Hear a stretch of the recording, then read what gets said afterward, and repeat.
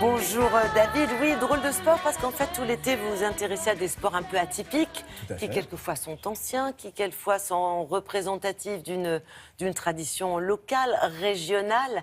Et là c'est un sport nautique dont vous nous parlez aujourd'hui. Tout à fait Isabelle, alors aujourd'hui je vous emmène dans la région de Sète pour vous parler de la joute nautique. Alors vous allez me dire la joute nautique on connaît déjà, mais j'ai voulu mettre l'accent sur ce sport régional aujourd'hui parce qu'on fête les 350 ans du port de Sète, c'est quand même un très grand événement. Et on fête les 40 ans de l'école de joute de la marine sétoise.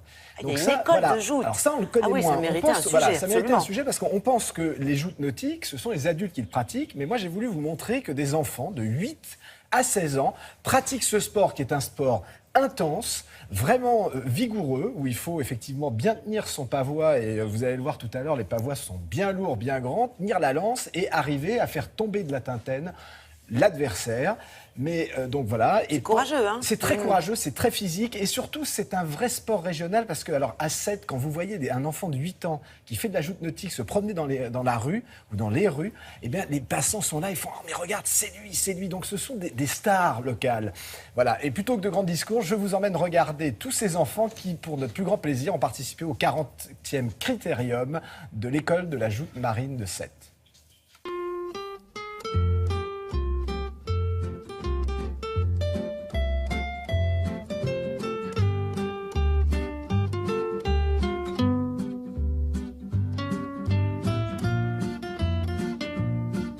Je pratique les joutes depuis l'âge de 3 ans, donc c'est ma 9e saison. Et je sais pas, c'est un plaisir et on a une bonne sensation quand on est en haut et ça fait plaisir de jouer contre ses copains, mais quand on est en haut, on n'a plus de copains.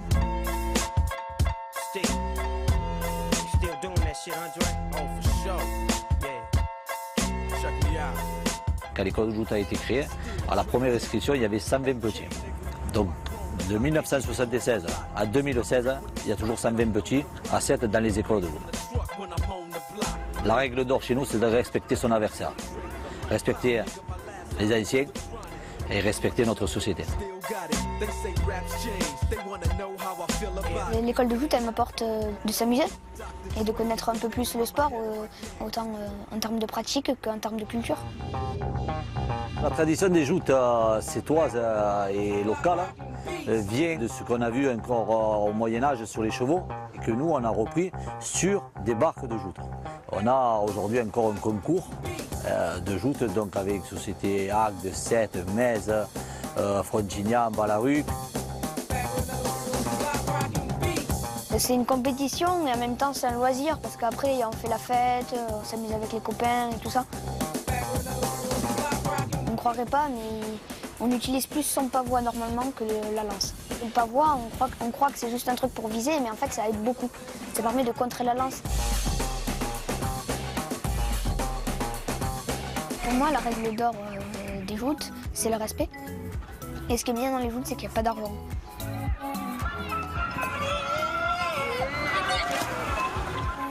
Le public, quand il applaudit et tout ça, bien sûr, ça fait une sensation qui est très bien parce qu'on sent que tu es apprécié et c'est bien, mais surtout que tu as gagné, que tu as bien joué et que tu as fait un effort et qu'on te récompense un peu.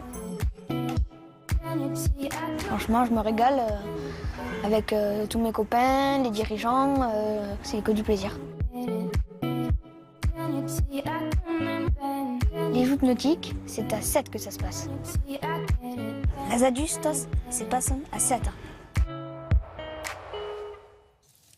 Il est impressionnant, hein, cet enfant. Il est sûr de lui, c'est un futur héros, quoi. C'est un futur héros et c'est une très très belle école, Isabelle, parce qu'on leur apprend les valeurs sétoises et les valeurs finalement de la République, quelque part. Donc ça devient de vrais individus. Quelle est l'origine de ce sport, de ces joutes nautiques? D'où ça vient? Les joutes nautiques, elles sont apparues en 1270. En fait, ce sont les croisés qui, en attendant l'embarquement pour les croisades, étaient à Aigues-Mortes. Oui. Ils s'embêtaient, ils voulaient festoyer, un peu guerroyer et s'amuser. Et finalement, ils ont vu quelques barques et ils se sont mis à faire des joutes sur les barques. Voilà. Et c'est comme ça que c'est né. C'est comme ça que c'est né. Et pourquoi ça a perduré aussi longtemps? Et spécifiquement dans cette région, est-ce que c'est propre à cette région, on a l'impression? Alors, en tout cas. Oui, les joutes nautiques sont propres, on peut le dire à Sète, parce que les joutes nautiques font partie des fêtes de la Saint-Louis. Mais en fait, des joutes nautiques, il y en a partout en France. Alors là, on était sur les joutes languedociennes, donc sur cette région. Ensuite, il y a les joutes provençales. Il y a aussi la joute lyonnaise, qui va finalement de Digoin à Avignon, le long du Rhône. On retrouve des joutes à Cognac, on retrouve des joutes en Bretagne, on en retrouve en Alsace. Donc c'est vraiment une tradition française. On en retrouve aussi en Allemagne un peu et un peu en Belgique. Mais c'est vraiment une tradition régionale française. Dès qu'il y a un point d'eau, les gens ont envie de s'amuser avec un pavois, une lance et une embarcation.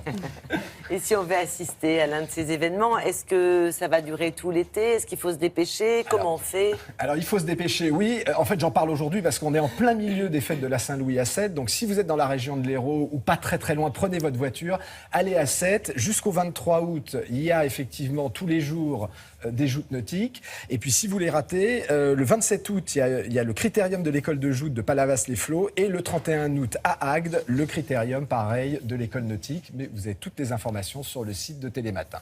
Très bien. Merci beaucoup.